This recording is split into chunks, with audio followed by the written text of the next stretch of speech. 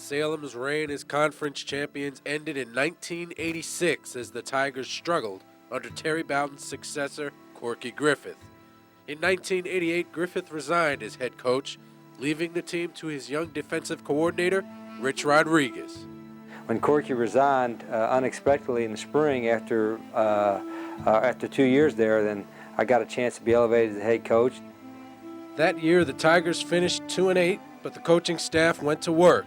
Strong recruits and solid spring practices signaled a resurgence in 1989. That would all change on June the 1st. We were all called into a room. The athletic people plus all the faculty and staff was called in the room. And at that time, it was announced that a merger had taken place and that certain programs were going to be cut.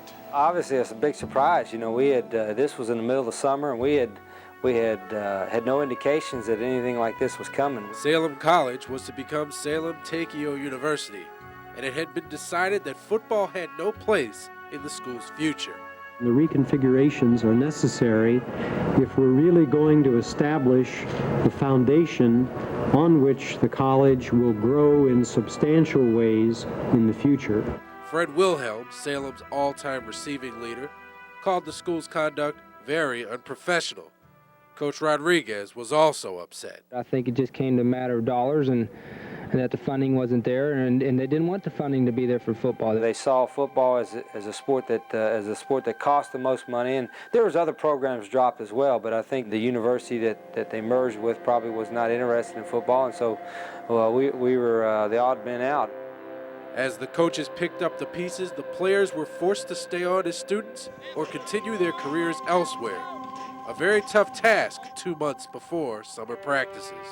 You know, you got relatively 2 months to try to find a place to play football, you know, and there was a lot of those guys that, you know, never did get on a football field again. It was in the middle of the summer, and the kids we signed and the kids on our team, we had to try to find places for them to go to if they wanted to continue to play football, which obviously most of them did. The coaches scrambled and tried to find jobs anywhere, but that was difficult, as you can imagine, because it was late in the summer. The pads and helmets were sold off, old equipment was put into storage, or simply thrown away. It was no longer needed at Salem, for the Tigers had played their last game. We wanted Salem to have football because it was so close. It was a good game. It was a good rivalry.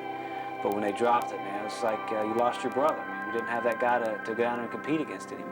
Where you played in your history, you don't think about that much, but where you actually played college ball doesn't play anymore. I mean, there's never going to be another guy that you can relate to and talk to. So it was a funny thing that it happened, and it was a sad day, it really was.